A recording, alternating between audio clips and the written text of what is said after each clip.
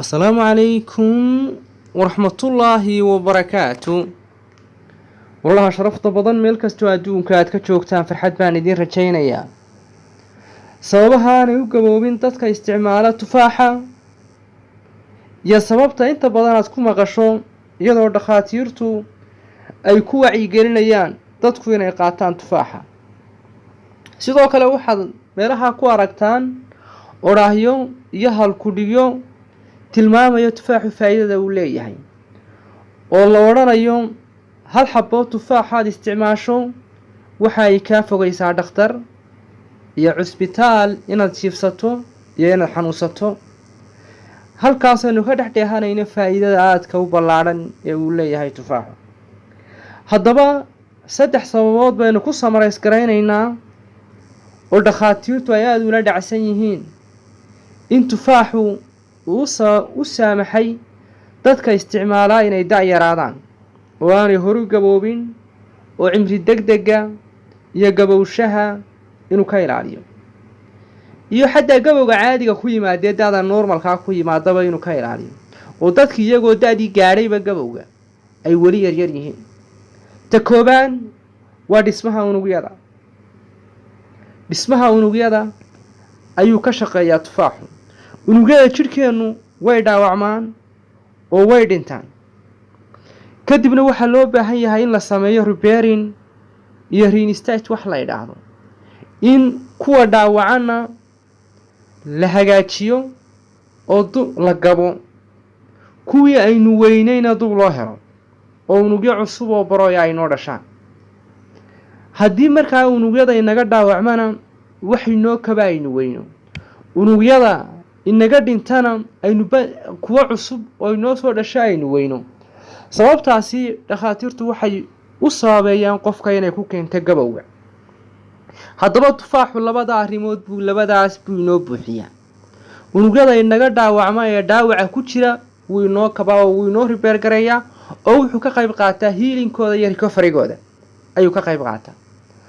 waxa kale oo tufaaxu inoo sameeyaa jidhkeennu inuu samaysto unugyo cusub oo barooya.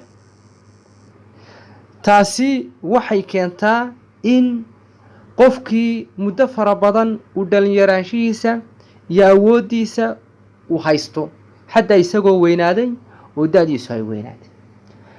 arrinta labaad ee kale dhakhaatiirtu ay u sababeeyaan tufaaxu inuu cimri degdega iyo da-da weyn uu qofka kala dagaalamo waxa weeyaan waxa uu tufaaxu jidhkeenna uu ka ilaaliyaa xanuunada loo yaqaano croniga ee daba dheeraadaan dawada aan lahayn. waxa uu ku sameeyaa jidhka in uu ka gubo sunta keeni karta inay isku tuusho beerkeen oo beerkii naga dhaawacmo, iyo sidoo kale waxyaabaha kale inoo saamixi kara in ay inagu dhacaan hypertension iyo diabetes iyo xanuunada sidoo kale stroga.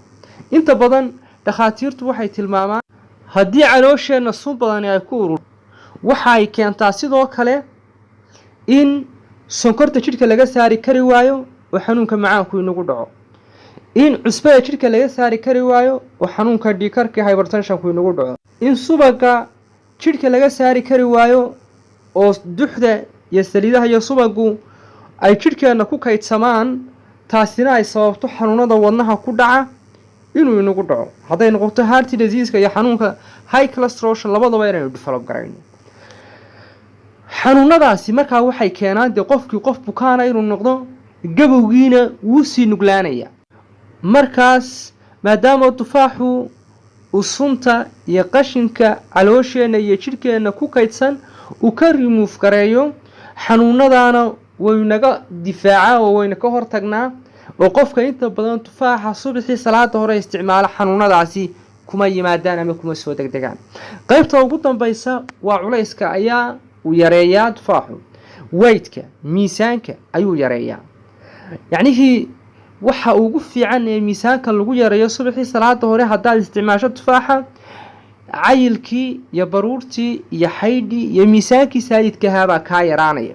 miisaanka saayidkaahana wuxuu ka qayb qaataa qofka gabowshihiisa ayuu ka qayb qaataa. intaas ayaan ku soo ururinayaa. Fadlan la sii wadaaga bulshadeena kale. Wassalaamu calaykum waraxmatullaahi wabarakaatuh.